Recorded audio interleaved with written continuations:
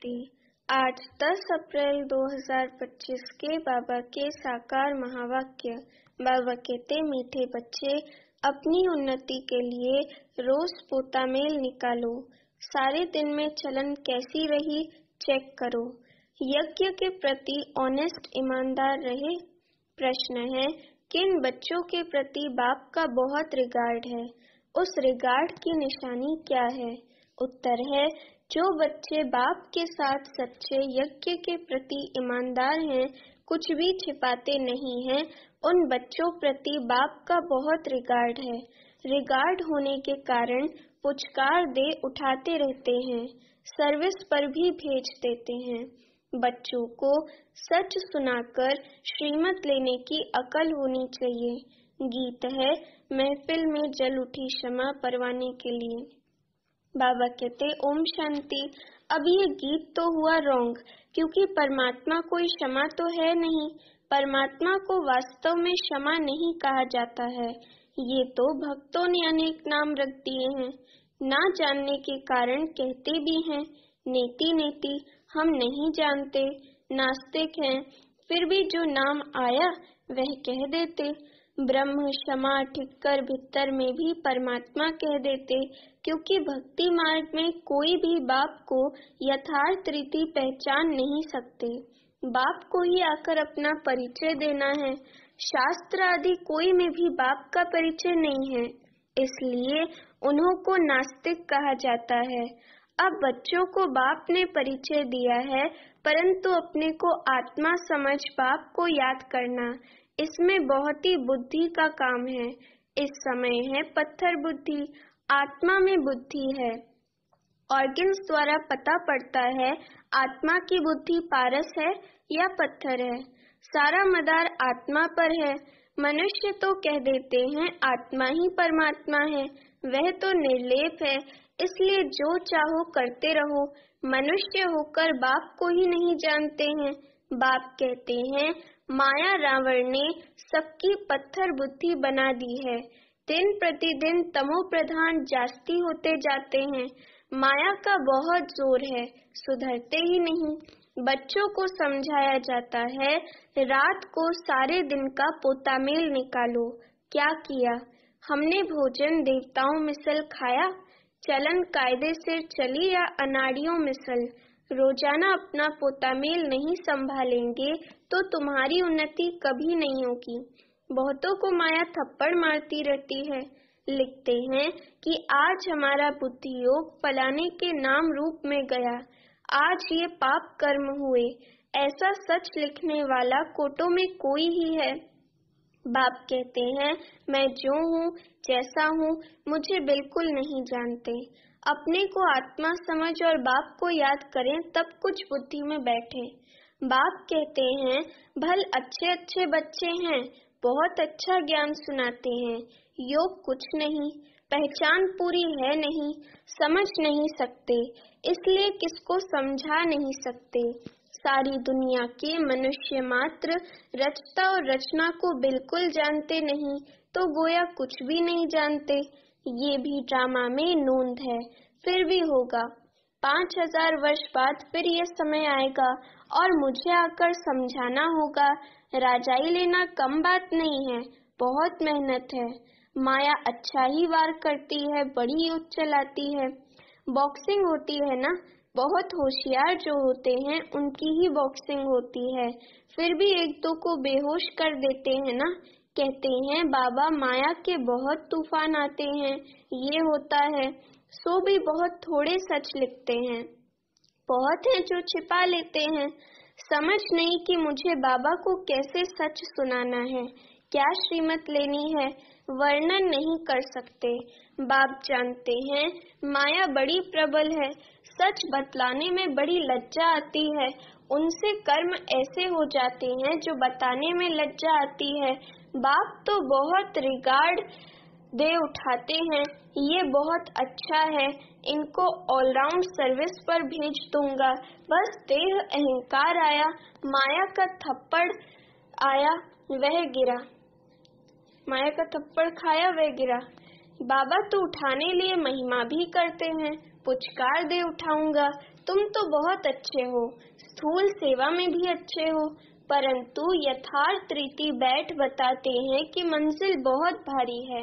देह और देह के संबंध को छोड़ अपने को अशरीरी आत्मा समझना, ये पुरुषार्थ करना बुद्धि का काम है।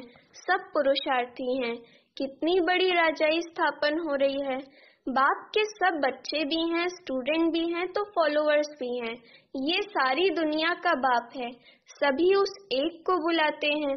वह आकर बच्चों को समझाते रहते हैं। फिर भी इतना रिगार्ड थोड़े ही रहता है। बड़े बड़े आदमी आते हैं, कितना रिगार्ड से उनकी संभाल करते हैं, कितना भपका रहता है। इस समय तो हैं सब पतित, परंतु अपने को समझते थोड़े ही हैं। माया ने बिल्कुल ही तुच्छ बुद्धि बना दिया है। कह देते सतयुग की आयु इतनी लंबी है, तो बाप कहते हैं 100% बेसमझ हुए ना।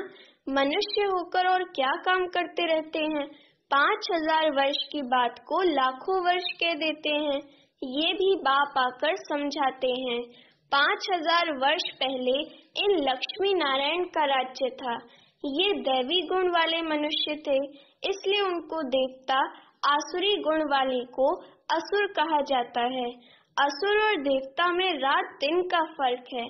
कितना मारा मारी झगड़ा लगा पड़ा है। खूब तैयारियां होती रहती हैं। इस यज्ञ में सारी दुनिया स्वाहा होनी है। इनके लिए ये थोड़े ही हो सकते। इनके लिए ये सब तैयारियां चाहिए ना। बॉम्ब्स निकले सो निकले, फिर बंद थोड़े ही हो सकते। थोड़े समय के अंदर सबके पास ढेर हो जाएंगे, क्योंकि विनाश तो फटाफट होना चाहिए ना। फिर हॉस्पिटल आदि थोड़ी ही रहेगी, किसको पता भी नहीं पड़ेगा। मासी का घर थोड़े ही है। विनाश साक्षात्कार कोई पाई पैसे की बात नहीं है। सारी दुनिया की आग देख सकेंगे। साक्षात्कार होता है सिर्फ आग ही आग लगी हुई है। सारी दुनिया खत्म होनी है। कितनी बड़ी दुनिया है। आकाश तो नहीं जलेगा। इनके अंदर जो कुछ है सब विनाश होना है। सतयुग और कलयुग में रात दिन का फर्क है। कितने ढेर मनुष्य हैं, जानवर हैं, कितनी सामग्री है, ये भी बच्चों की बुद्धि में मुश्किल बैठता है। विचार करो, 5000 वर्ष की बात है। देवी देवताओं का राज्य था ना। कितने थोड़े मनुष्य थे, अब कितने मनुष्य हैं। अभी है कलयुग, इनका जरूर विनाश होना है। अब बाप आत्माओं को कहते हैं माम एकम याद करो। ये भी समझ से याद करना है। ऐसे ही शिव शिव तो बहुत कहते रहते हैं। छोटे बच्चे भी कह देते, परंतु बुद्धि में समझ कुछ नहीं। अनुभव से नहीं कहते कि वह बिंदी है। हम भी इतनी छोटी बिंदी हैं। ऐसे समझ से याद करना है। पहले तो मैं आत्मा हूँ ये पक्का करो, फिर बाप का परिचय बुद्धि में अच्छी रीति धारण करो। अंतर्मुखी बच्चे ही अच्छी रीति समझ सकते हैं कि हम आत्मा बिंदी हैं। हमारी आत्मा को अभी नॉलेज मिल रही है कि हमारे में 84 जन्मों का पाठ कैसे भरा हुआ है, फिर कैसे आत्मा सतो प्रधान बनती है। ये सब बड़ी अंतर्मुख हो समझने की बातें हैं। इसमें ही टाइम लगता है। बच्चे जानते हैं हमारा ये अंतिम जन्म है, अभी हम जाते हैं घर। ये बुद्धि में पक्का होना चाहिए कि हम आत्मा हैं। शरीर का भान कम हो तब बातचीत करने में सुधार हो, नहीं तो चलन बिल्कुल ही बदतर हो जाती है, क्योंकि शरीर से अलग होते नहीं। देह अभिमान में आकर कुछ न कुछ कह देते हैं। यज्ञ से तो बड़े ऑनेस्ट चाहिए। अभी तो बहुत अलबेले हैं। खान पान वातावरण कुछ सुधारा नहीं है। अभी तो बहुत टाइम चाहिए। सर्विसेबल बच्चों को ही बाबा याद करते हैं, पद भी वही पा सकेंगे। ऐसे ही अपने को सिर्फ खुश करना, वे तो चना चबाना है। इसमें बड़ी अंतर्मुखता चाहिए। समझाने की भी युक्ति चाहिए। प्रदर्शनी में कोई समझते थोड़े ही हैं, सिर्फ कह देते हैं कि आपकी बातें ठीक हैं। यहाँ भी नंबरवार हैं। निश्चय है हम बच्चे बने हैं, बाप से स्वर्ग का वर्षा मिलता है।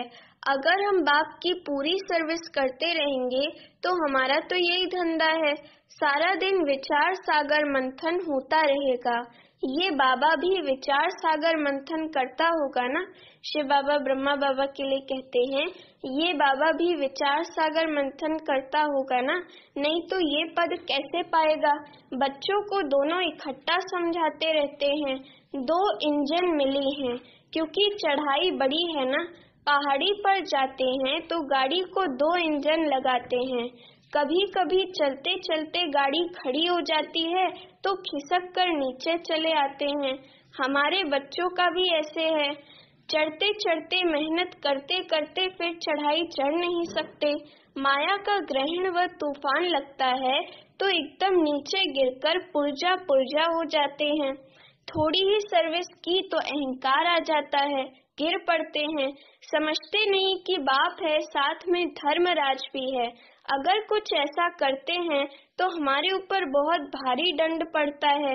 इससे तो बाहर में रहें वह अच्छा है। बाप का बनकर और वर्षा लेना मासी का घर नहीं है। बाप का बनकर और फिर ऐसा कुछ करते हैं तो नाम बदनाम कर देते हैं, बहुत चोट लग जाती है। वारिस बनना कोई मासी का घर थोड़ी है। प्रजा में कोई इतने साहूकार बनते हैं, बात मत पूछो। अज्ञान काल में कोई कैसे होते हैं, कोई कैसे। नालायक बच्चे को तो कह देंगे हमारे सामने से हट जाओ। यहाँ 1-2 बच्चे की तो बात नहीं, यहाँ माया बड़ी जबरदस्त है। इसमें बच्चों को बहुत अंतर्मुख होना है, तब तुम किसको समझा सकेंगे। तुम्हारे पर बलिहार जाएंगे और फिर बहुत पछताएंगे। हम बाप के लिए इतनी गाली देते आए। सर्वव्यापी कहना या अपने को ईश्वर कहना उन्हों के लिए सजा कम थोड़े ही है। ऐसे ही थोड़े चले जाएंगे, उन्हों के लिए तो और ही मुसीबत है। जब समय आएगा तो बाप इन सबसे हिसाब लेंगे। कयामत के समय सबका हिसाब किताब चुकतू होता है ना, इसमें बड़ी विशाल बुद्धि चाहिए। मनुष्य तो देखो किस किस को पीस प्राइज देते रहते हैं। अब वास्तव में पीस करने वाला तो एक है ना। बच्चों को लिखना चाहिए, दुनिया में प्योरिटी, पीस, प्रोस्पेरिटी भगवान की श्रीमत पर स्थापन हो रही है। श्रीमत तो मशहूर है। श्रीमद भगवत गीता शास्त्र को कितना रिगार्ड देते हैं। कोई न किसके शास्त्र व मंदिर को कुछ किया तो कितना लड़ पड़ते हैं। अभी तुम जानते हो ये सारी दुनिया ही जलकर भस्म हो जाएगी। ये मंदिर मस्जिद आदि को जलाते रहेंगे। ये सब होने के पहले पवित्र होना है। ये ओना लगा रहे, घर बार भी संभालना है। यहाँ आते तो ढेर के ढेर हैं।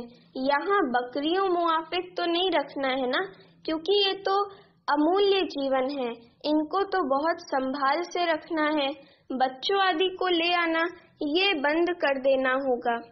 इतने बच्चों को कहाँ बैठ संभालेंगे। बच्चों को छुट्टियाँ मिली तो समझते हैं और कहाँ जाएं।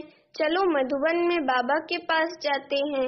ये तो जैसे धर्मशाला हो जाए, फिर यूनिवर्सिटी कैसे हुई।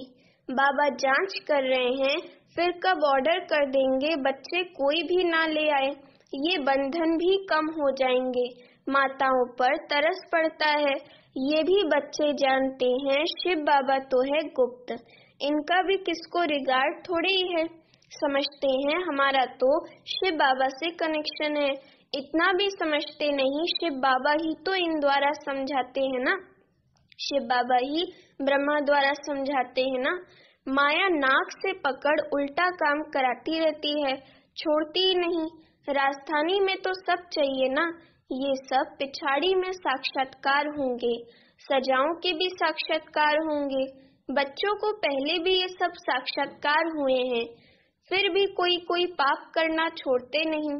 कई बच्चों ने जैसे गांठ बांध ली है कि हमको तो बनना ही 3rd क्लास है, इसलिए पाप करना छोड़ते ही नहीं और ही अच्छी रीति अपनी सजाएं तैयार कर रहे हैं। समझाना तो पड़ता है ना।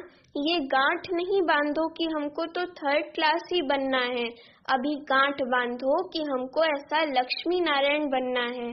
कोई तो अच्छी गांठ बांधते हैं, चार्ट लिखते हैं, आज के दिन हमने कुछ किया तो नहीं, ऐसे चार्ट भी बहुत रखते थे, वह आज है नहीं। माया बहुत पछाड़ती है। आधा कल्प मैं सुख देता हूँ, तो आधा कल फिर माया दुख देती है। अच्छा मीठे मीठे सिकी लदे बच्चों प्रति माता पिता बाप दादा का याद प्यार और गुड मॉर्निंग। रूहानी बाप की रूहानी बच्चों को नमस्ते। अभी हम रूहानी बच्चों की रूहानी माता पिता बाप दादा को याद प्यार गुड मॉर्निंग और नमस्ते। धारणा के लिए मुख्य सार। पहली पॉइंट, अंतर्मुखी बनकर शरीर के भान से परे रहने का अभ्यास करना है। खान पान चाल चलन सुधारना है, सिर्फ अपने को खुश करके अलबेला नहीं होना है। दूसरी पॉइंट, चढ़ाई बहुत ऊंची है, इसलिए बहुत बहुत खबरदार होकर चलना है। कोई भी कर्म संभाल कर करना है, अहंकार में नहीं आना है। उल्टा कर्म करके सजाएं नहीं तैयार करनी है, गांठ बांधनी है कि हमें लक्ष्मी नारायण जैसा बनना ही है। वरदान है, रूहानियत की श्रेष्ठ स्थिति द्वारा वातावरण को रूहानी बनाने वाले सहज पुरुषार्थी भव।